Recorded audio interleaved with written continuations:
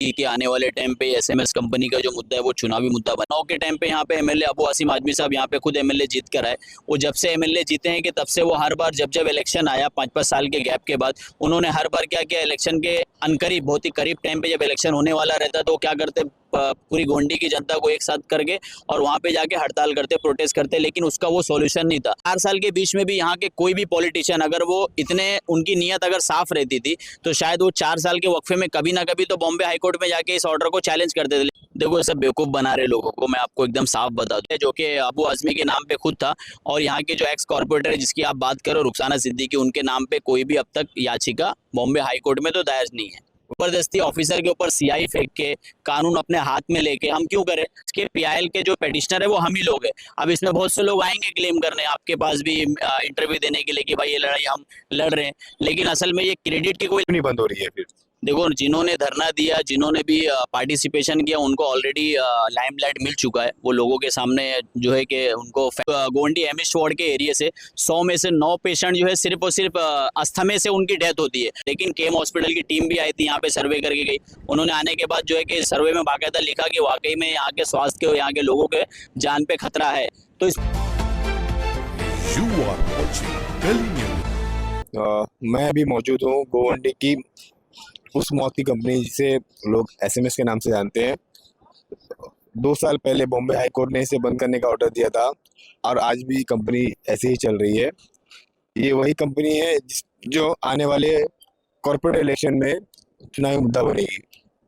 उसी सिलसिले में हमारे साथ बात करने के लिए फयाज मौजूद हैं। फयाज जी, क्या मामला है, क्यों नहीं बंद हुई? आप तो इसमें पिटिशनर भी थे, आपने इसके खिलाफ कोर्ट भी गए। देखिए, सबसे पहले तो मैं आपके गली न्यूज़ के चैनल का शुक्रगुजार हूँ कि आपने हमें मौका दिया अपनी बात को रखने का, कि जिस तरीके से आपने बात शुरू की कि आने वाले टाइम पे एसएमएस कंपनी का जो मुद्दा है वो चुनावी मुद्दा बनेगा। तो मैं सबसे पहले आपकी जो जनता है, जो ऑडियंस है, वो जो देख रहे वीडियो, उनसे मैं ये क्लियर कर दूँ कि ये कोई चुनावी मुद्दा नहीं है।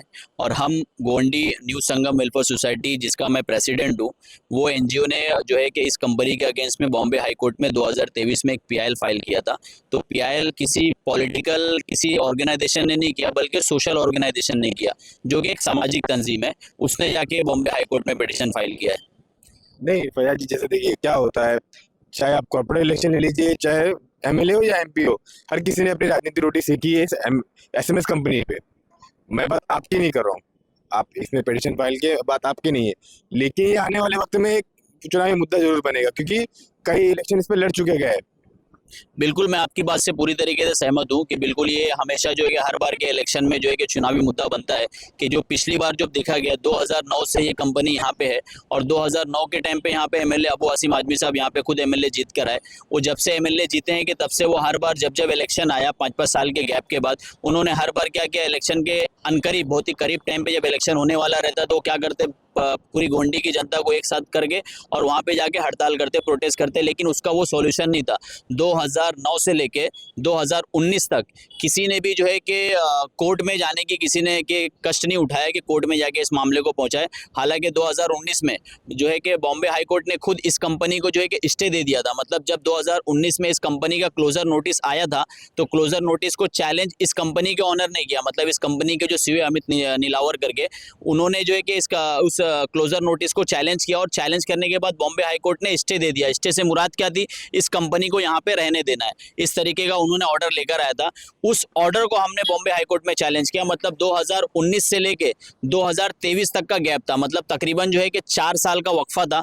वो 4 साल के बीच में भी यहाँ के कोई भी पॉलिटिशियन अगर वो इतने, उनकी नीयत अगर साफ रहती थी तो शायद वो 4 साल के वक्फे में कभी ना कभी तो बॉम्बे हाई कोर्ट में जाके इस ऑर्डर को चैलेंज करते थे। लेकिन उन्होंने कभी इस कष्ट को नहीं अपनाया कि भाई जाके उस स्टे को चैलेंज करना। लेकिन हमने जब महसूस किया, हम जब इसके पीछे लगे, हमने जब पेपर वर्क शुरू किया, तो हम जिस डिपार्टमेंट के पास गए, चाहे वो महाराष्ट्र पॉल्यूशन कंट्रोल बोर्ड हो या सेंट्रल पॉल्यूशन कंट्रोल बोर्ड हो या मिनिस्ट्री ऑफ इन्वायरमेंट हो, जिस भी डिपार्टमेंट के पास हम गए, वो डिपार्टमेंट से हमको सिर्फ स्ट्रेट फॉरवर्ड जवाब आता था कि भाई मैटर सबजुडाइज है, मैटर कोर्ट में है।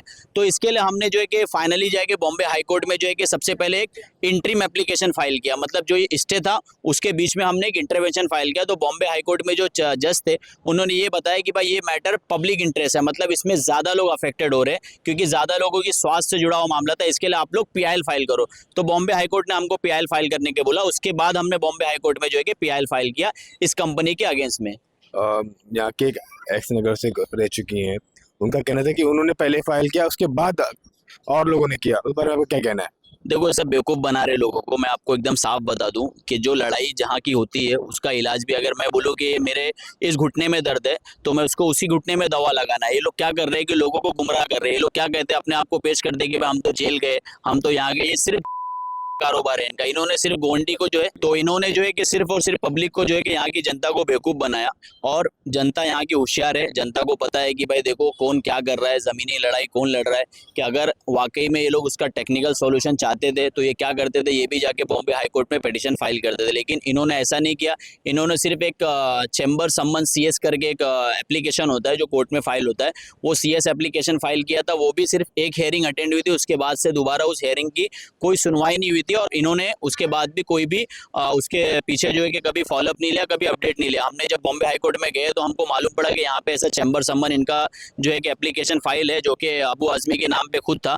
और यहाँ के जो एक्स कॉर्पोरेटर है जिसकी आप बात करो, रुखसाना सिद्दीकी, उनके नाम पे कोई भी अब तक याचिका बॉम्बे हाई कोर्ट में तो दायर नहीं है। उनका कहना है कि मैं तो इसके लिए जेल भी गई, लोकल जेल नहीं गया। उस बारे में क्या कहना है आपका? नहीं, वो तो मैं वही मैं आपको बता रहा हूँ ना कि इनका सिर्फ एक स्टेटमेंट है कि भाई जेल, आप जेल क्यों जा रहे हो। मैं बोलता हूँ अगर संवैधानिक लड़ाई है, ये क्या है, देखो हमारा एक मौलिक अधिकार है साफ हवा का लेना। अगर ये संवैधानिक लड़ाई है तो इसको संवैधानिक तरीके से हमको लड़ना है ना। अगर हमको प्रोटेस्ट भी करना है इसके खिलाफ, अगर हड़ताल भी करना है तो हम संवैधानिक तरीके से हम जाके परमिशन लेके हम प्रोटेस्ट भी कर सकते हैं, हमारे पास अधिकार है। हम जबरदस्ती ऑफिसर के ऊपर CI फेंक के कानून अपने हाथ में लेके हम क्यों करें।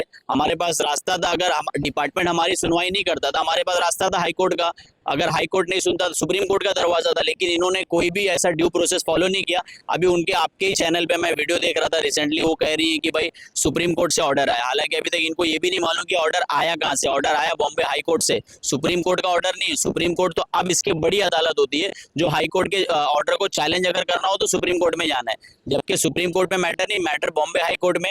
और मैटर का सवाल अगर आप करोगे उनसे कि भाई मैटर फाइल किसने किया, तो इनके पास जवाब नहीं है। ये क्या बोलेंगे कि हमने फाइल किया। जबकि आज भी अगर वो ऑर्डर कॉपी मैं आपको शेयर करूंगा, आप अपने दर्शकों को दिखाना कि ऑर्डर के ऊपर बाकायदा लिखा हुआ है कि Gondi new Sangam welfare society versus state of Maharashtra. मतलब इसके PIL के जो पेटिशनर है वो हम ही लोग हैं। अब इसमें बहुत से लोग आएंगे क्लेम करने आपके पास भी इंटरव्यू देने के लिए कि भाई ये लड़ाई हम लड़ रहे हैं।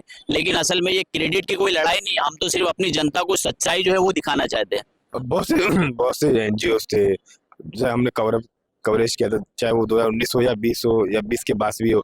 कई सारी NGO ने धरना दिया, कई लोग इसमें इन्वॉल्व हुए। क्या लगता है अब और क्या रह गया कि कंपनी कैसे क्यों नहीं बंद हो रही है फिर?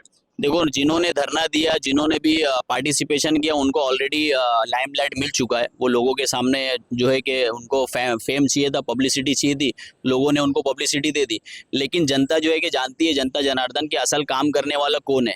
कि हम लोग जो है कि ऐसा नहीं कि रातों रात हमने बॉम्बे हाई कोर्ट में पिटीशन खड़ा कर दिया। हम 2020 से इसकी लड़ाई लड़ रहे हैं और 2023 में जाके हमने बॉम्बे हाई कोर्ट में PIL फाइल किया। मतलब 3 साल जो है ना, वो 3 साल हमने सिर्फ और सिर्फ इसके पीछे मेहनत की और पेपर वर्क किया। हर डिपार्टमेंट हमने, कहीं यहाँ से लेके दिल्ली तक हर डिपार्टमेंट हमने खंगाला।